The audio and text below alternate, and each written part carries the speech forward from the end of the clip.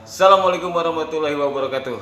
Ketemu lagi di channel saya Krisna Channel dalam segmen Ospek, obrolan seputar pekerjaan. Kali ini di sebelah gua ada seseorang yang mungkin gak kenal. Perkenalkan diri. Nama siapa, Bang? Nama saya Guzai.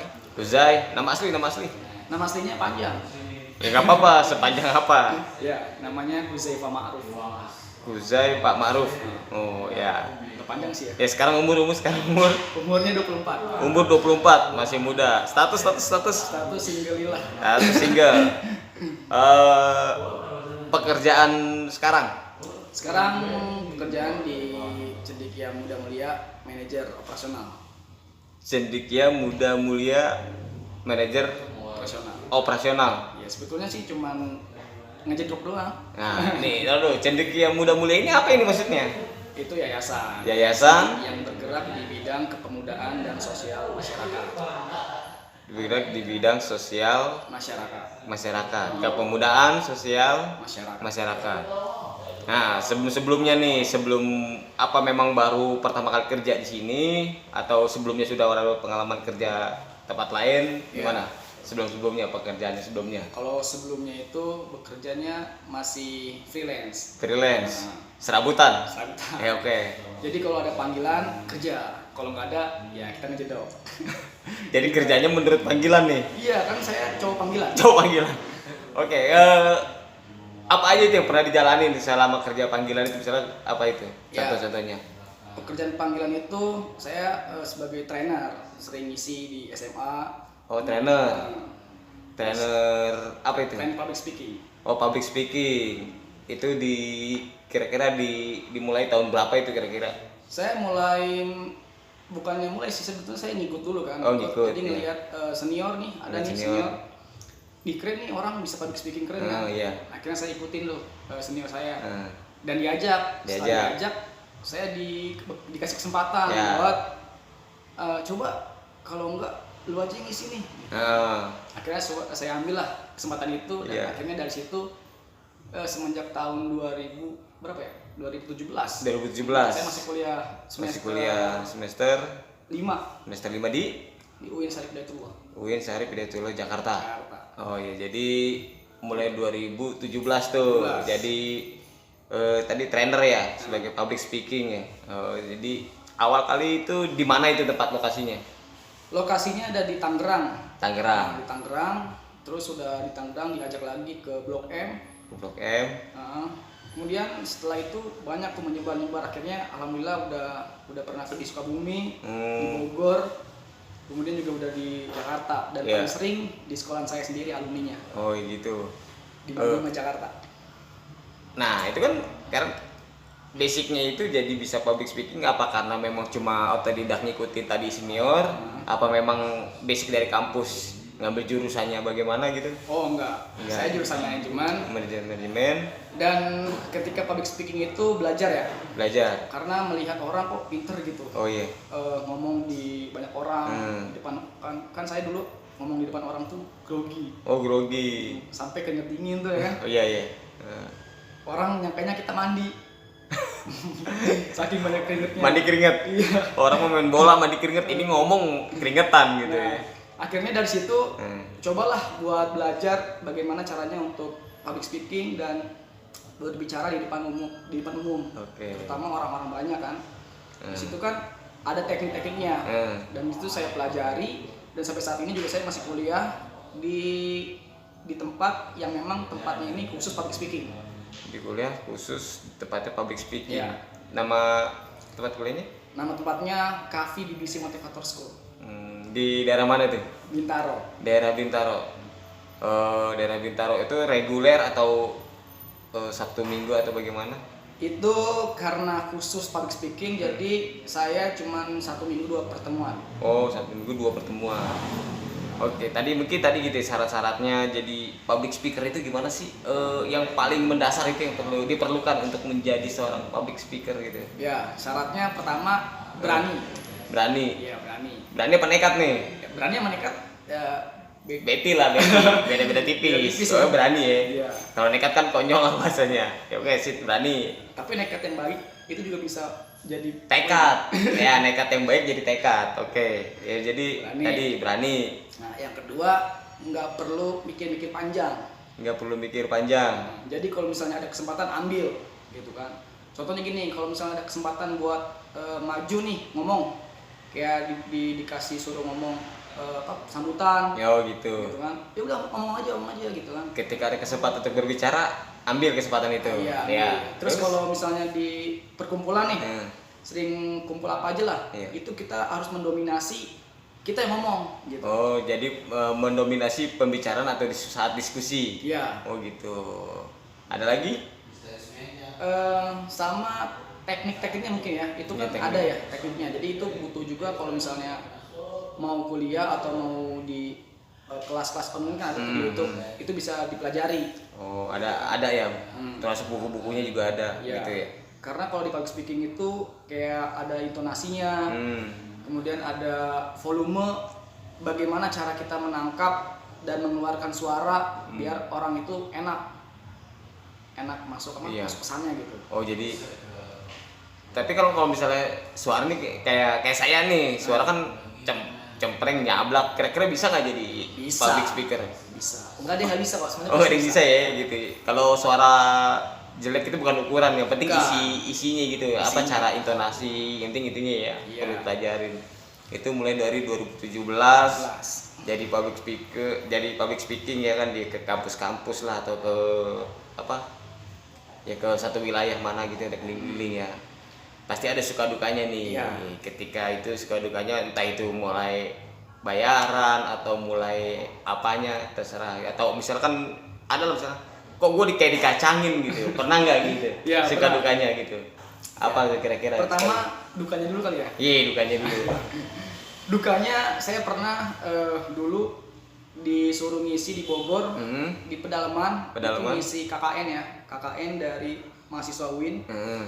Itu bener-bener dari awal pagi bangun gitu kan, jam pagi itu jam 5 ya, jam 5 bangun, kemudian saya nunggu nih, nunggu kan. Jadi di mana-mana kalau misalnya pembicara itu sebetulnya kita diistimewakan ya. Tapi ini enggak, tapi nggak apa. Saya jadi pelajaran dan pengalaman. Jadi saya nunggu pagi-pagi, lama banget kan. Dari jam 5 nunggu subuh sampai kira-kira jam 8-an baru panitia datang ngejemput saya pakai motor dari Pasar Minggu itu berangkat dari jam 8 sampai ke Bogor naik motor. Dan itu wah pinggang pegel ya kan. Dijemputnya pakai motor. Tapi di tempat audiensnya gimana? Kalau audiens sebetulnya kalau audiens itu kita yang ngebawa gitu kan. Oh gitu. Jadi alhamdulillahnya terbayarkan oleh audiens yang ini kan. Iya, audiens antusias. Antusias gitu. Jadi terbayarkan lah perjalanan jauh capek itu dukanya dia ya. Dukanya itu motor itu. Pinggang pegel. Iya, sukanya. Sukanya yang pertama nih. Sukanya itu banyak orang yang kepo dengan kita gitu kan. Apalagi kalau misalnya pembicara menarik, pasti bakalan banyak nih yang kontak, kontak gitu kan. Dulu saya pernah waktu mahasiswa tuh nanyain mulu gitu kan, Kak rumahnya di mana? Oh iya gitu ya. Kak ini apa gitu segala macam. Cewek-cewek itu ya. Cewek-cewek. Oke, itu kebanyakan tuh cewek itu. Boleh ini nggak ngasih tahu lah misalnya kisaran ya, jadi public speaking kan istilahnya apakah memang gratis atau memang dibayar atau bagaimana? Ya boleh diceritakan kisaran range-nya lah atau gimana? Ya. Awal-awal saya dibayar untuk pembicara itu sekitar 200.000 sampai 500.000. Oh segitu ya? Gitu. Tapi sekarang udah alhamdulillah udah mencapai angka 1 juta. Oh iya, itu ngomong doang tuh. Jadi jangan suka nyalahin orang kalau lu kerja ngomong doang. Buktinya ada nih orang kerja ngomong doang dapat duit. Itu ya. Jadi selain jadi public speaking, ada lagi kerjaan saya, bahasanya kan ngomongnya serabutan tuh ya, panggilan. Ada lagi kerjaan serabutan lain. Jadi trainer outbound. Itu di tahun yang sama atau beda tahun? Iya, sama. Jadi kalau di trainer kan panggilan ya, sesuai kalau misalnya mau ada panggilan kita kerja gitu kan. Nah, kalau di outbound enggak. Kita tuh di outbound ini masuk ke dalam komunitas. Dalam komunitas. Jadi komunitasnya itu ada namanya Akar Adventure. Akar Adventure. Di daerah mana tuh? Di daerah Ciputat. Daerah Ciputat. Ya. Masih Tangsel situ ya. Tangsel juga. Ya. Nah, saya masuk ke Itu komunitas Akar itu komunitas itu sekitaran kampus atau dari mana gitu? Itu di sekitaran kampus. Sekitaran kampus. Jadi kebanyakan mahasiswa atau gimana? Kebanyakan mahasiswa juga Kebanyakan ada. mahasiswa. Yang udah senior, tua juga ada sih. Jadi Akar Adventure. Ya. Nah, di situ Jadi trainer outbound. itu udah profesional. Udah Jadi banyaknya ini apa? Jadi komunitas tapi udah menghasilkan lah. Orang-orang yang mencari Akar Adventure Club itu yaitu tadi produknya outbound. Produknya outbound maksudnya tempat wisata atau gimana maksudnya? Kayak pelatihan. Oh, pelatihan outbound. Karakter. Pelatihan karakter. Jadi kita membangun karakter dengan games.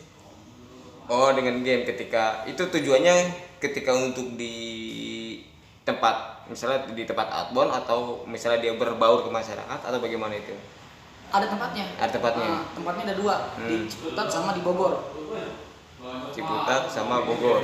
Itu jadi ngelatih dasar-dasar karakter maksudnya karakter yang bagaimana maksudnya? Gini, di games itu ada orang-orang yang takut dengan hal-hal seperti kayak mecahin balon. Oh, kayak takut ya, jadi menghilangkan fobia Ya. gitu ya.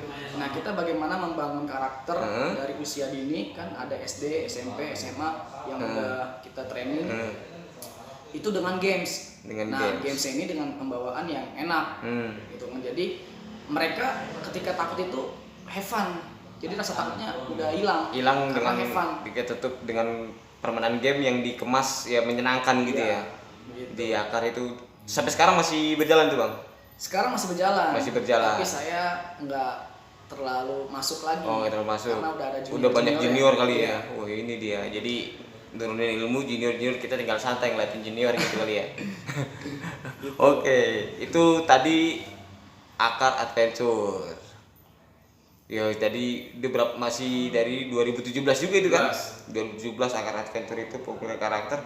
Itu udah sampai berapa kisarannya berapa itu maksudnya yang ikut ke kita itu sekolah-sekolah kah atau komunitas lagi misalnya komunitas outbound lagi atau gimana itu? Iya, kliennya kebanyakan dari sekolah-sekolah. Kliennya ya klien lah bahasanya itu dari mereka sekolah-sekolah. Sekolah-sekolah. Gitu ya. Jadi sekolah SD ke situ datang dan kita langsung mandu. Langsung pandu.